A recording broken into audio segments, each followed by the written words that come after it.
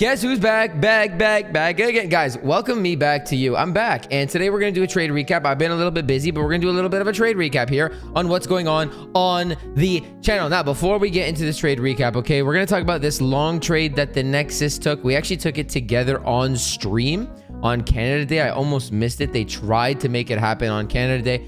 Anyways, we took this level. There was also a Bitcoin long, which we're going to go over briefly, but just want to show you guys. Here is the Nexus. If you don't know what the Nexus is, it is my premium network where I give my levels, my live streams every morning, and I give a gazillion real-time updates throughout the day so that you never feel alone when you are trading. And of course, you are accompanied by a like-minded set of traders. Okay, so just to show you, Ethereum, we had drawn out our plan. Initially, we were short on Ethereum from close to the high in this zone because we were in a short zone.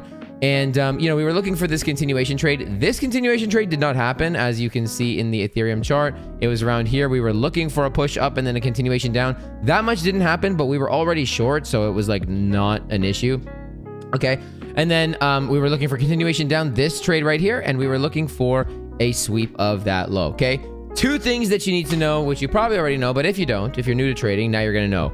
Number one, liquidity. Okay. So anytime you are looking for a trade, you're always going to have a trade above and below the local range. That's always going to be the case 100%. How do you think that we were short from the exact high? Because that exact high swept out this high, right? So you need to think of perspective, right? You always hear buy low, sell high. Well, what is considered high and what is considered low? Some people think this is high, some people, right? Look at the range. Make it objective. This is high. This is low. Down here, you're looking to buy. Up here, you're looking to sell. Okay? Very, very simple, right? We're going to talk about how we actually entered this trade, why I entered it the way I did. Before we talk about that, we're going to briefly, okay, keyword briefly, go over BitDT Sizzle, okay? BitDT Sizzle is a little bit of a mess, but just like Ethereum, not only, by the way, did we have our levels and the same setups and the same kind of situation, we were also short on Bitcoin from the exact high. We had an SMT between Bitcoin and Ethereum. That's not what this video is about. But you can see right here, likely knife catch, 105 to whatever. This was the position. That was the position. Likely knife catch. It ended up not being a knife catch. Okay, I did not take the Bitcoin long, but I did take the Ethereum long.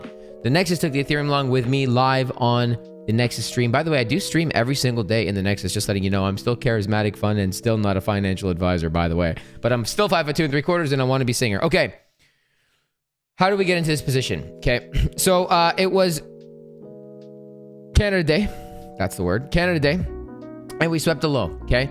At the same time that Ethereum swept the low, look how Ethereum front ran the level. Okay. Ethereum front ran my level, and BitDT Sizzle actually, where is it? Ripped a little bit through, rinsed a little bit through the level, okay? But the important thing that you need to know, and I always say this, guys, the market moves in tandem, okay? I made a video a couple videos back. Go watch it, okay? If you don't know which one it is, I don't either. So go watch all of them and hit the like button while you're there, okay?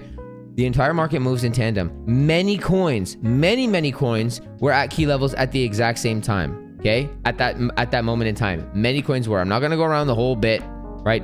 Cardano was one of them. I believe Doggy Coin was one of them as well. Doggy Coin swept the... So the point is that there was confluence behind this idea because the entire market hit that level or a key level at the exact same time, which is important, okay? Not enough people talk about the correlation between the different pairs. Anyways, so how do we get into this trade? This is where we can get a little bit technical with it. So we were live in the Nexus, okay? And, man, listen, I tell you guys this all the time. There's always a way to get into the move, okay? There's no such thing, in my opinion anyways, as you missed the trade. You didn't miss anything. You just don't know how to get into the move. And I'm going to hopefully help you how to get in, tell you how to get, you know what I'm saying, okay?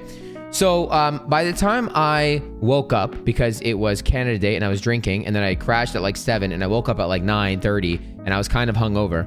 By the time that happened, it was already here. We missed the move. Or we quote unquote missed the move. Well, I'm not going to long from here. I missed the move. No, you didn't miss anything, okay? I'm going to show you how we entered the trade, why we entered where we entered it from, and why we put the stop loss where we put the stop loss, okay? So let's take a journey and let's talk about what happened on Canada Day at night after I woke up and I was a little bit hungover at like 9 p.m., okay? What happened? Long story short, how do I trade? Guys, you know I am a structure trader. I'm always using the confluence between the market, which we've already talked about, and I'm using the confluence between USDT as well. USDT is the inverse correlated asset to the entire crypto market. Now, I was fairly confident in this anyways, so I wasn't watching USDT. However, how did I get into this trade? Okay, So when I woke up, it was like somewhere here. It was somewhere here. When by the time we streamed, it was somewhere here. And I was like, you know what? I'm going to long. This looks like a good spot. We have a lot of liquidity, a lot of buy side liquidity that we can come back up for. We're at the lows of the range. Objectively, you should be looking to long. And, we decided to long. Now, the question is, where do you put your stop loss? Because some people might long here, put their stop loss here, and then, the way that I trade, the furthest that you could take it up to is the range high, which is great. And whatever they give you extra is great. But if they don't give you extra, then it is what it is, right? Well, that's excuse me, holy smokes. That's a 2.83. I'm not even gonna cut that out. That's a 2.83 risk to reward trade. That doesn't cut it for me, sir. Okay, I'm not trying to do that. And that is assuming that you are only covering the low. Remember, our level got front run. Okay, so what if they come back and they hit the level? Technically, you would even need to cover that. So that, like the order block. So that's a 1.43 risk to reward. That is no bueno. Okay, so what did we do? I woke up. I took the trade. We were chilling for a few minutes, and I was like, we're talking with the Nexus, okay? And we do something, by the way, which is called Practicing the Game stream, which I have a course included in the Nexus, included in the membership. And every week, twice a week, we go over that course material. We practice it. We, do real life examples. I get everybody engaging, so you're not truly alone like most trading communities. We're not a community, we're a network, but like most trading networks are, you have me there. It's very engaging, right? You're actually learning. I ask questions, I'm putting you to work, whatever, right? So we longed, right? And the logic was, all right, where are we going to put the stop loss? And I'll give you the answer. The answer was not below this low, and the answer was not anywhere here, okay? This is as simple as where my stop loss went. First of all, whenever you know where price is going, which in this case, based on that SFP, we knew that it was likely to go to the range high because you had all these semi-equal highs, you had all this liquidity, right? Everything hit the same level at the same time, blah, blah, blah, okay? After you know where price is going, the game simply becomes get the best risk reward humanly possible, okay? That is the whole game. It doesn't matter anything else, right? When people say, what is your entry? The entry doesn't matter. The risk to reward is what matters, and our job is to get the best risk to reward possible. Which means what? We need to adjust where the stop loss goes. Here was my logic. And by the way, guys, logic goes a very long way in trading, okay? I know that sounds obvious, but a lot of people don't utilize simple logic, and it harms you. So if you are one of those people, please don't take this in a condescending way, but allow what I'm about to tell you, what I'm about to show you to enhance your trading, okay? Just think a little bit, right? And that's not meant to be rude. Where am I going to put my stop loss in this trade? Okay, where does it make sense for me to put the stop loss? Most people would put it below the low or below the order block if they even knew there was an order block there. Let's just say they came back down for that low. You would have got stopped out because of the order block, whatever, right? That is not the way that I trade, okay? I need to, first of all, build context in the market. If this is going to be a true SFP, does it even make sense for them to come back to there? If they trapped traders and stopped out the early longs on this level, does it make sense to release those traders? Number one, I would argue no. But also, where are we going to put the stop loss? Because if they did roll back over, me putting the stop loss here isn't safe, and me putting the stop loss here is way too big for me to get the highest risk reward possible, which is what the game becomes after you know where price is going. So here's what I did. I used my logic just a little bit, okay? We had a big SFP. This here was an unmitigated 3-minute demand zone, okay? 3 minutes. I entered somewhere up here, somewhere here. I don't remember the exact entry. Doesn't matter. That's not what this video is about. Who cares about the entry? The game is get the best risk reward possible. So this was my logic. They're probably not going to come back for this low. And if they do, they're going to come back and hit this. So I'm not putting my stop loss here no matter what. And I'm not putting my stop loss here no matter what. Because if I get stopped out and then we do get a nice structure flip here, then I'll just long again. Okay, I have no problem losing 1% to gain a much bigger percent because I know how to get a big risk reward, because that's what the game is after you know where price is going. You see what I'm saying here? So what was the logic? Well, I know that if we were to come back, if this was going to be a true SFP and we come back a pretty decent amount back to recover this zone, it's probably going to go for the low, okay? And this 3-minute order block was the only order block between here and this low. And remember what I just said.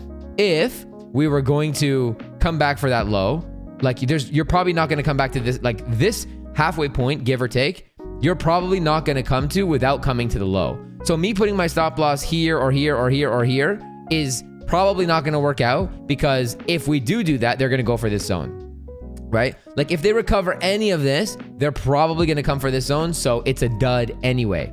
So what I did was I entered here. I put my stop loss below the 3-minute order block. Why?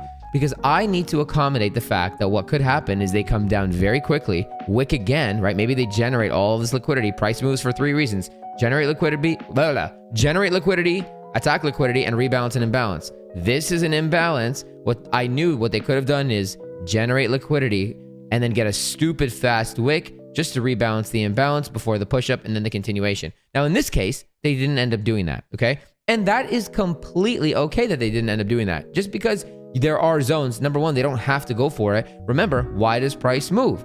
It moves to attack liquidity, generate liquidity, rebalance, and imbalance. This attacked liquidity. This was a higher time frame liquidity point over there. They don't need to rebalance this imbalance. They already completed their order flow objective and where we closed the shorts, by the way, okay? They already completed their order flow objective. So my thought process is, well, I mean, if they already completed their order flow objective, if they break this block, which is the only block left between where we were in price and this low, then they're probably going to not only come for that low, but come somewhere in here, in which case I'll take an L on this trade, okay? Then it'll come down. Then if I see what I want to see, I'll get back in and then ride that sucker up and get, what do I call, the best risk to reward possible. So it's a very simple trade.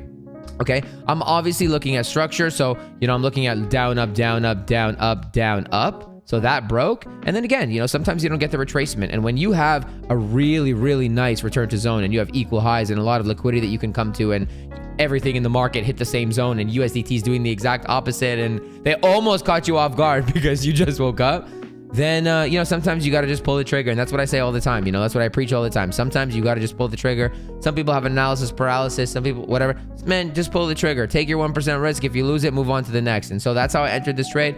That's why I put my stop loss here, where most people would have put it here and got a worse risk reward, or even here, which is a horrible, I would have never taken this trade. 1.46, I'll never ever take. But this is something that I could get behind.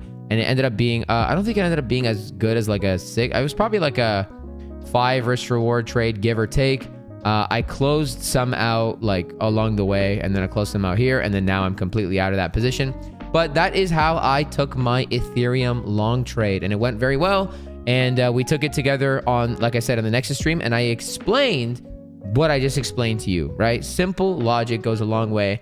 And, you'd be surprised how if you just can understand what's going on, you can build context around the market. If you can just build context with what's happening, build the story, which is something that I teach you, you'll be fine. Anyways, trade safe.